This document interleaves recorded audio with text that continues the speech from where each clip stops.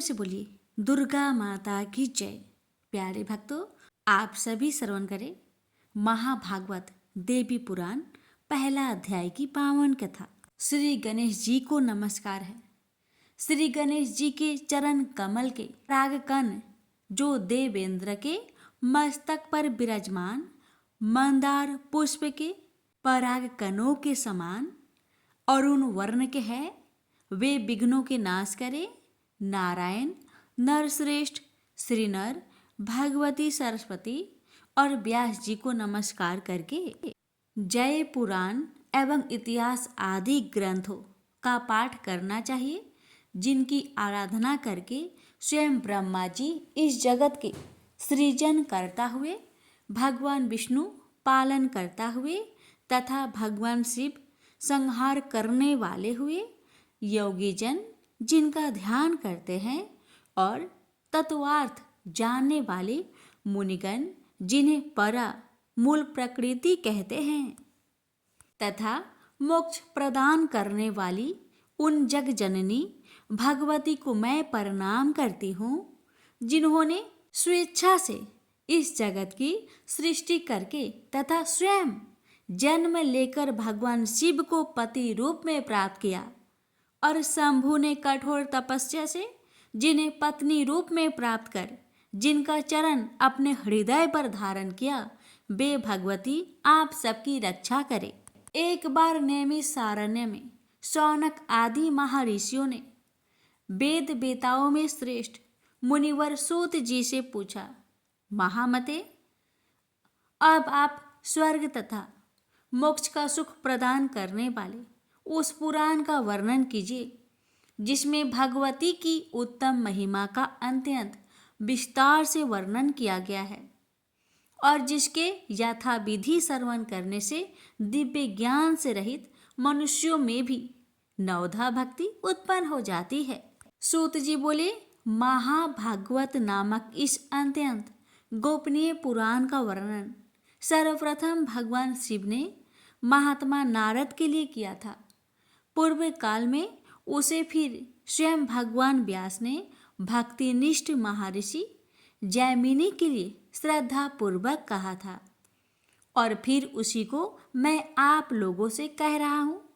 इसे प्रयत्न पूर्वक गोपनीय रखना चाहिए तथा कभी भी प्रकट नहीं करना चाहिए। इसके श्रवण करने तथा पाठ करने में द्विज को जो पुण्य प्राप्त होता है, भगवान शिव भी 100 वर्षों में उस पुण्य का वर्णन करने में समर्थ नहीं है, तो फिर मैं उसका वर्णन कैसे कर पाऊंगा, क्योंकि वह पुण्य आशीष है। यह सुनकर सभी ऋषिगण विस्मित एवं अत्यंत हर्षित हुए। उन श्रेष्ठ मुनियों ने वेद वेताओं में श्रेष्ठ सूत जी से पुनः कहा। ऋषिगण बोले, मुनिवर, जिस तरह से वह श्रेष्ठ पुराण इस पृथ्वी लोक में प्रकाशित हुआ, आप कृपा करके इसका यथार्थ रूप में वर्णन कीजिए।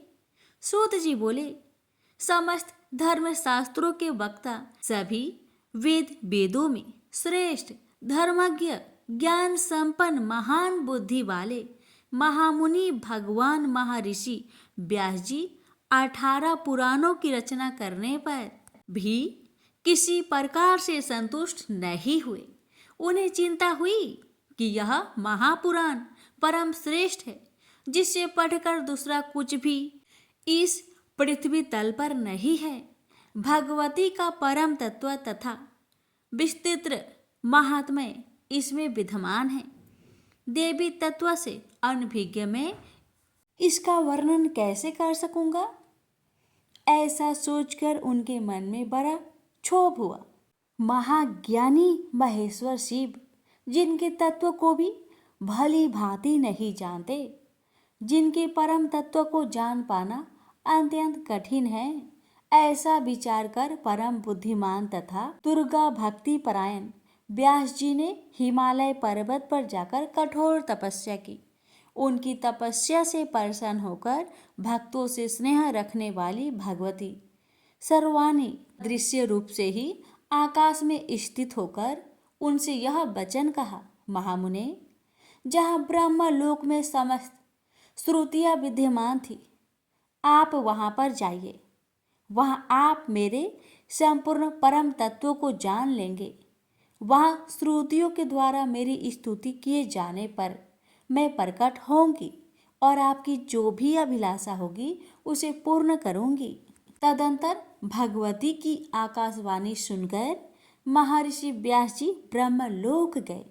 वहां उन्होंने वेदों को प्रणाम करके पूछा, अविनाशी ब्रह्मपद क्या है? विनय से नम्र महर्षि का यह वचन सुनकर एक एक करके सभी वेदों ने तत्काल मुनिश्रेष्ठ व्यास जी से कहा। ऋग्वेद ने कहा, सभी प्राणी जिनके भीतर स्थित है और जिनसे संपूर्ण जगत प्रकट होता है तथा जिन्हें परम तत्व कहा गया है, वे साक्षात स्वयं भगवती ही है। युजवेद ने कहा, सभी प्रकार के यज्ञों से जिनकी आराधना की जाती है, जिसके साक्षात हम प्रमाण हैं, वे एकमात्र भगवती ही है। सामवेद ने कहा, जो इस समग्र जगत को धारण करती है तथा योगीजन जिसका चिंतन करते हैं और जिनसे यह विश्व प्रकाशित है, वे एकमात्र भगवती दुर्गा ही इस जगत में व्याप्त है। अर्थ वेद ने कहा, भगवती के कृपा पात्र लोग भक्ति पूर्वक जिन देवेश्वरी का दर्शन करते हैं, उन्हीं भगवती दुर्गा को लोग परम ब्रह्म कहते हैं। सूत जी बोले, वेदों का यह कथन सुनकर सत्यवती पुत्र व्यास जी ने निश्चित रूप से मान लिया कि भगवती दुर्गा ही परम ब्रह्म है। ऐसा कहकर उन वेदों ने महामुनि व्यास जी से पुनः कहा, जैसा हम लोगों ने कहा है वैसा हम प्रत्यक्ष दिखाएंगे। ऐसा कहकर सभी श्रुतियाँ सच्चिदानंद विग्रह वाली शुद्ध स्वरूपा तथा सर्वदेवमयी परमेश्वरी का स्तवन करने लगी। वेदों ने कहा, दुर्गे आप संपूर्ण जगत पर कृपा कीजिए, पर में आपने ही अपने गुणों के द्वारा स्वेच्छा अनुसार सृष्टि आदि तीनों कार्यों के निमित्त ब्रह्मा आदि तीनों देवों की रचना की है। इसलिए इस जगत में आपको रचने वाला कोई भी नहीं है। माता, आपके दुर्गम गुणों का वर्णन करने में इस लोक में भला कौन समर्थ हो सकता है। भगवान विष्णु आपकी आराधना के प्रभाव से ही दुर्जय दैत्यों को युद्ध स्थल में मारकर तीनों लोकों की रक्षा करते हैं। भगवान शिव ने भी अपने हृदय पर आपका चरण धारण कर तीनों लोकों का विनाश करने वाले कालकूट विष का पान कर लिया था।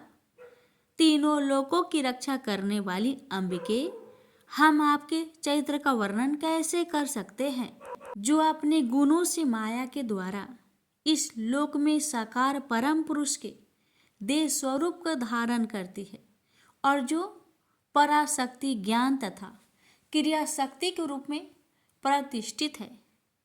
आपकी उस माया से विमोहित शरीरधारी प्राणी भेद ज्ञान के कारण सर्व अंतरात्मा के रूप में विराजमान आपको ही पुरुष कह देते हैं। अंबिके, उन आप महादेवी को नमस्कार है। स्त्री पुरुष रूप प्रमुख उपाधि समूहों से रहित जो परम ब्रह्मा है, उसमें जगत सृष्टि के निमित्त सर्वप्रथम सृजन की जो इच्छा हुई वह स्वयं आपकी ही शक्ति से हुई और वह पराशक्ति भी स्त्री पुरुष रूप दो मूर्तियां में आपकी शक्ति से ही विभक्त हुई है। इस कारण वह पर ब्रह्मा भी मायामयी शक्ति रूप ही है।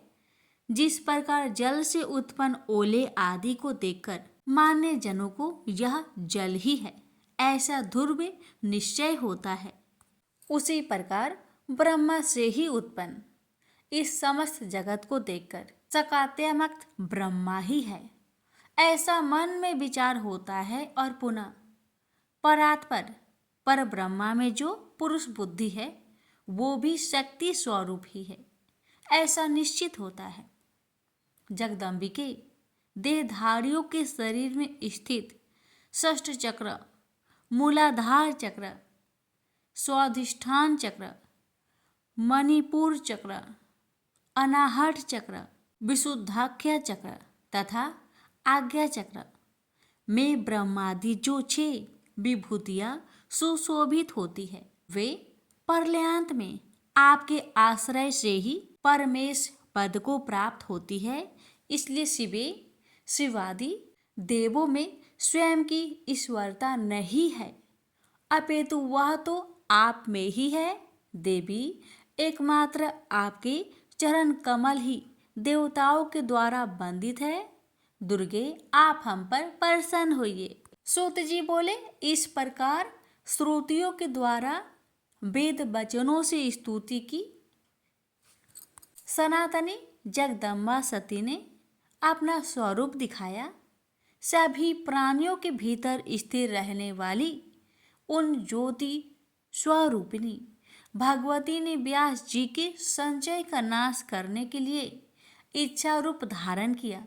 उनकी आकृति हजारों सूर्य की प्रभा से युक्त थी, करोड़ों चंद्रमाओं की कांति से सुशोभित हो रही थी, हजारों भुजाओं से संपन्न थी, दिव्य शस्त्रों से सुसज्जित थी, दिव्य अलंकारों से शोभ्यमान थी एवं उनके शरीर पर दिव्य गंधों का लेप लगा हुआ था। वे सिंह की पीठ पर विराजमान थी और कभी कभी 100 पर सवार भी दिखाई पड़ती थी। वे भगवती 4 भुजाओं से सुशोभित थी। उनके शरीर की प्रभा नवीन मेघ के समान थी। वे क्षण क्षण में कभी 2, कभी 4, कभी 10, कभी 18, कभी 100 तथा कभी अनंत भुजाओं से युक्त होकर दिव्य रूप धारण कर लेती थी।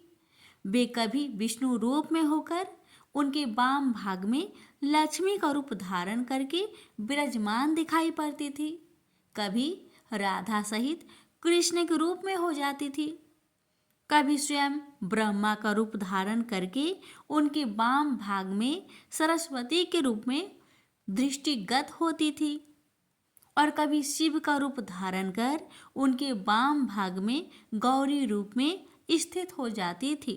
इस प्रकार उन सर्वव्यापिनी ब्रह्म स्वरूपिणी भगवती ने अनेक प्रकार के रूप धारण कर व्यास जी का संचय दूर किया। सूत जी बोले, इस प्रकार पराशर पुत्र व्यास जी भगवती का दर्शन करके उन्हें परम ब्रह्म के रूप में जानकर जीवन मुक्त हो गए। तदंतर भगवती ने उनकी अभिलाषा जानकर उन्हें चरण तल में स्थित कमल के दर्शन कराए। मुनि व्यास जी ने उस कमल के हजारों दलों में परमाक्षर स्वरूप महाभागवत नामक पुराण को देखा। द्विजो, तब सिर झुकाकर स्तुति करते हुए देवी को सादर प्रणाम करके कृतकृत्य होकर वे महर्षि व्यास जी अपने आश्रम चले गए। उन्होंने भगवती के चरणों में स्थित कमल में परमाक्षर स्वरूप पवित्र महाभागवत पुराण का जिस रूप में दर्शन किया था, उसी रूप में उसे प्रकाशित किया। उन्होंने अत्यंत स्नेहपूर्वक मुझे वह पुराण सुनाया और मैंने उसे सुना तथा सम्यक रूप से हृदय में धारण किया।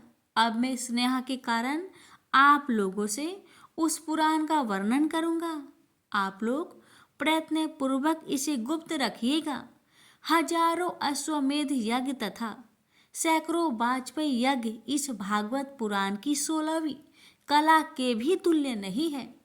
इस प्रकार महापात की प्राणियों की भी रक्षा के लिए इस भूलोक में महाभागवत पुराण प्रकाशित हुआ। यहीं पर श्री महाभागवत पुराण की प्रथम अध्याय पूर्ण हुआ। प्रेम से बोलिए जय माता दी।